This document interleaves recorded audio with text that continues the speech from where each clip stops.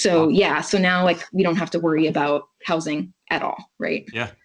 Yeah, so let's transition there a little bit with the financial independence. You guys reached that in 2018, right? Yeah. And you guys have built over $1 million net worth. Talk about that journey and kind of what the essence of the financial independent movement is. Sure. It's like, in essence, it's just freedom. Like that, to sum it up in one word, it's freedom. And it's essentially designing a life that where your actions align with your values. So you need to figure out what you value, not what society tells you you should value, but what you actually value. And that's what you spend your money on. Whatever, like I can't tell you what that is, right? Like everyone's values are different. So for me, for example, we enjoy spending time outside in nature, which happens to be free for the most part, going for a walk or a hike.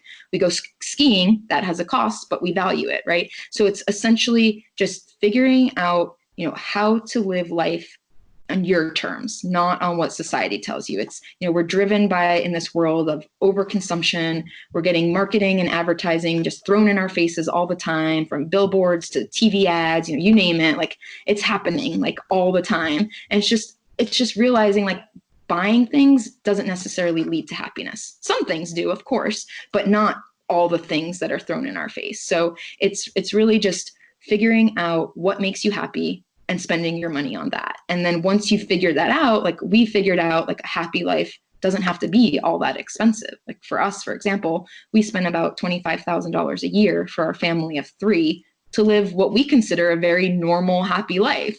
But, some people looking in may be like, how can you only spend that money? And we've just realized like, we'll spend money on, say, annual passes to the national parks, or to a ski hill, or to the science center, or to the zoo, the sports center, name it. Like we're doing things, but like we're not spending money on a brand new car. We're not spending money on fancy restaurants, like those things just don't bring us value. So we don't spend our money there.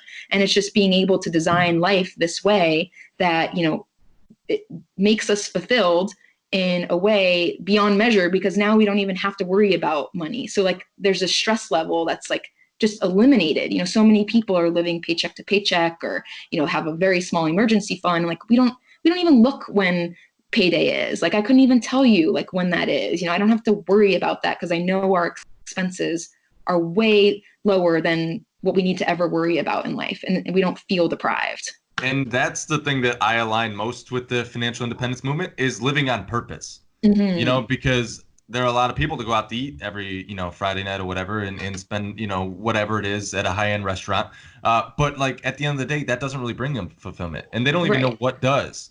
Right. And I think the biggest thing of the whole movement is the fact that like figure that out first. Right. Like, put a priority list. Maybe going out to eat is that thing for you. But all these other things that you're spending in consumption, like you said, or things that society says you should have, right? Those are pulling, there's always an equal and opposite reaction. And so every time you consume something over here, you're losing, another part of yourself over here, right? Exactly. Or it takes something over here. When you buy a new vehicle, you probably aren't going to be able to travel the world like you thought you might want to, right? Especially when you're starting out and you're not making, a ton of money in your career, whatever it is. Exactly. It's like what I suggest to people is write down the list of 10 things over the course of a week that truly make you happy. Like what are those 10 things that, whether it's, sleeping, having a morning coffee, going for a run, I don't know, you come up with your list, right? And that's what you should be focusing on. Everything else is just fluff. Like cut out the fluff. Cut out the things that society is telling you should be spending your money on. Like focus on those 10 things that you really value. And everyone, like you said, everyone's is going to be different, right? I can't tell you what yours are, but you just need to value, like find out your why, like to your point, like that's so important. Like for us, it's like spending time as a family, having the time to spend as a family. So that's what we do, is we spend time together as a family. Like some people want to travel the world. Some people want to have like a $200,000 car. Like that's fine. I'm not telling you what to do, but like prioritize that then, right? Like figure out a way to make that happen, whatever your why is. So you often say that for people to reach financial independence, they have to focus on their 3 highest expenses. What are those 3 expenses and how can people optimize those? So typically most people's top 3 expenses are housing, food, and car. And so housing, we kind of talked about that, whether house hacking can look like so many different things, right? I'm sure you guys have covered all different facets here on your podcast, but whether it's you owning a place and you renting out the rooms, or rather than having a 1-bedroom that you're renting, you instead rent a 2 or 3 bedroom and have roommates and cut down your rental costs, or buy a duplex or a fourplex or apartments or storage facility, like you name it. Like there's all different ways to hack, right? And so that's huge. Like if you can eliminate your housing expense, like that's typically what, 30% of your monthly budget, like that's gone, right? So that's 30% that you can now throw to your savings and invest that money instead. And now you have a 30% savings rate, and you can go look on, Mr. Money Mustache, the simple math to, reaching financial independence, and boom, like you've just shaved off years of your working life, right? Then typically the next one is transportation and food. So for transportation, like for example, we drive a $6,000 2013 Subaru Legacy. Like we have one car, we're a 1-car family. My wife doesn't work anymore. I work part-time. I'm at the office 20% of the year. I'm at home 80% of the time. So we don't need 2 cars. Like some people do, most people do, but we never have bought a brand new car ever.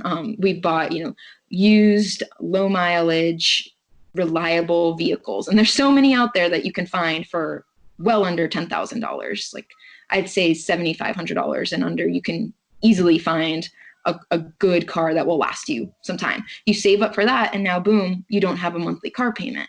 You're used to, like, you talk to your friends and the Joneses and everyone next door, they just bought this brand new, whatever, at a price tag of $40,000. And now they're stuck with $600 car payments for 5 years. Well, you don't have to do that. Like you can, but you definitely don't have to. So if you can eliminate, that large transportation expense too, and realize like a car is just meant to get you from A to B. That's essentially what its role is.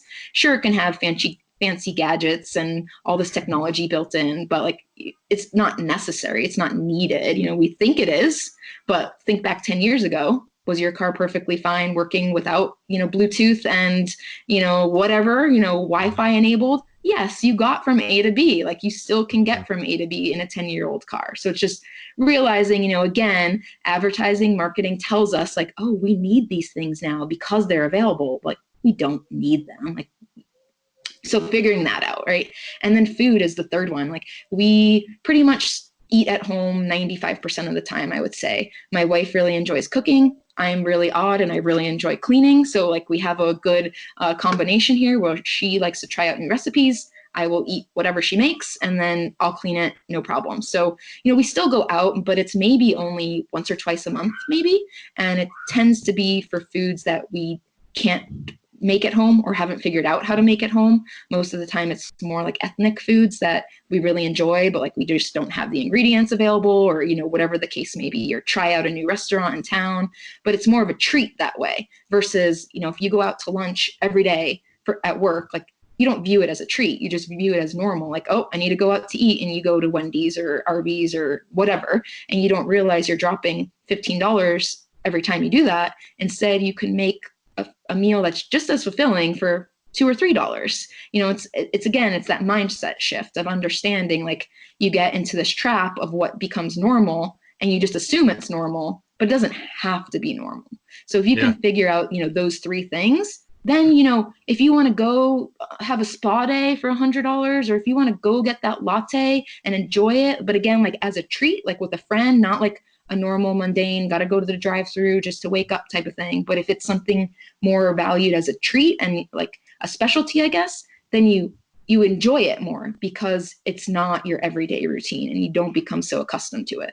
Yeah. And I think the great paradigm shift I had in my life was the, differentiating the fact that fixed expenses are attacking your fixed expenses are the fastest way to achieve financial independence or become wealthy. Right. Yep. And, rather than variable.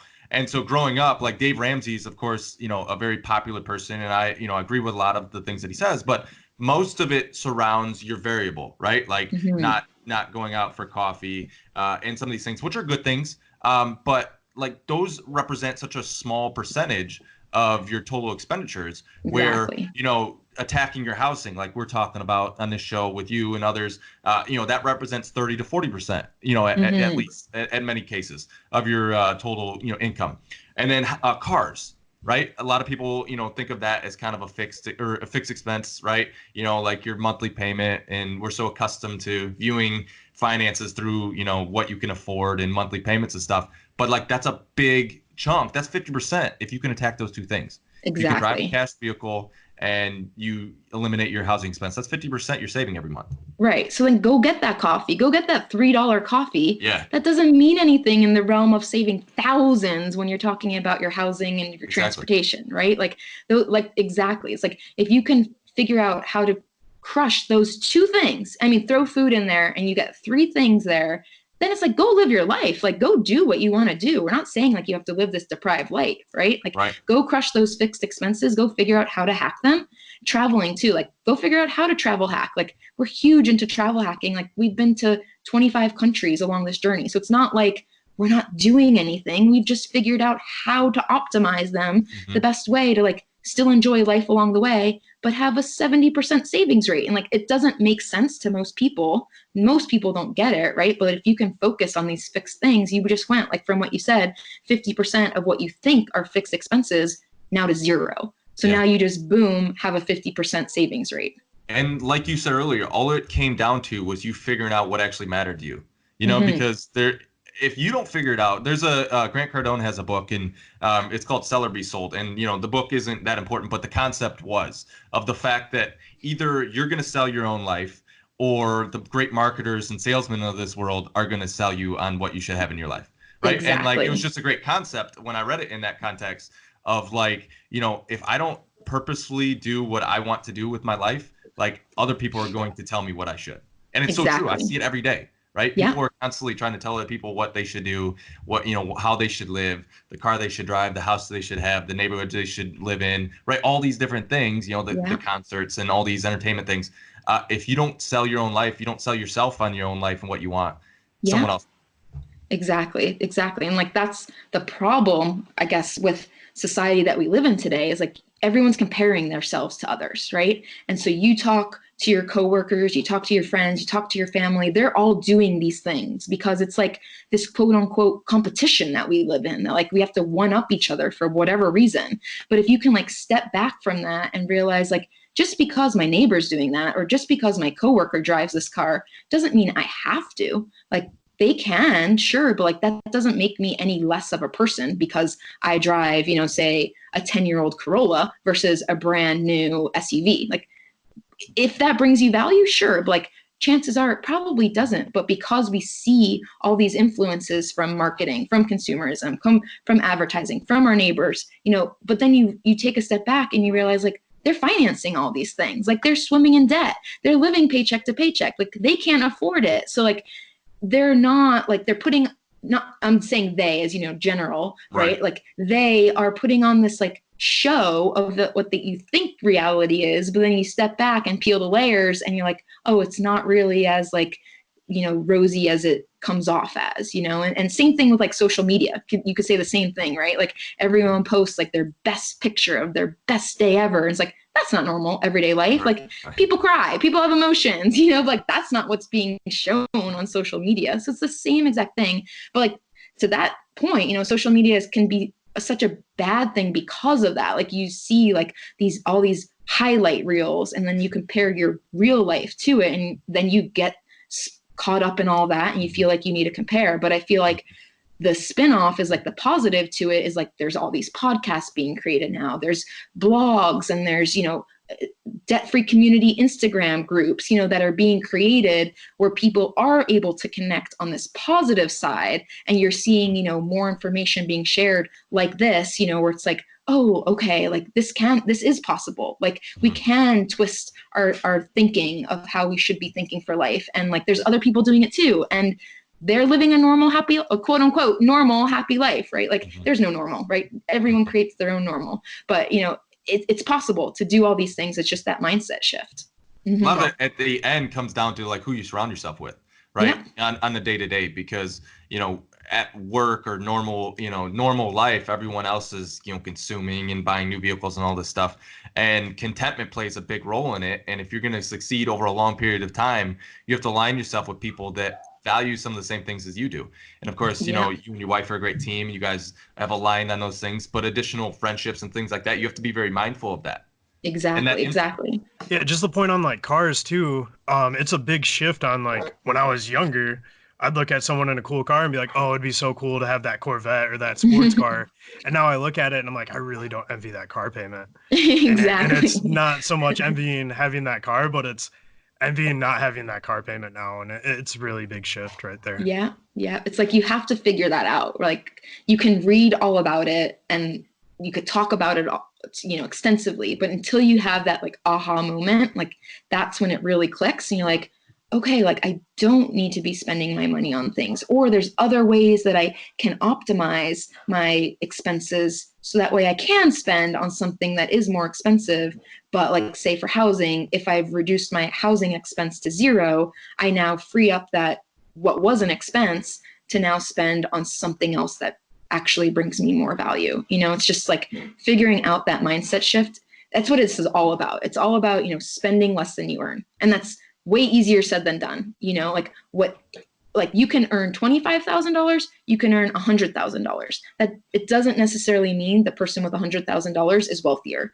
The person who's wealthier is the person who's saving more, right? Like you can spend all $100,000 very easily, but that doesn't mean you're wealthy. Like it means you have a high income, but it doesn't mean you have a high net worth. And there's a definite difference between the two.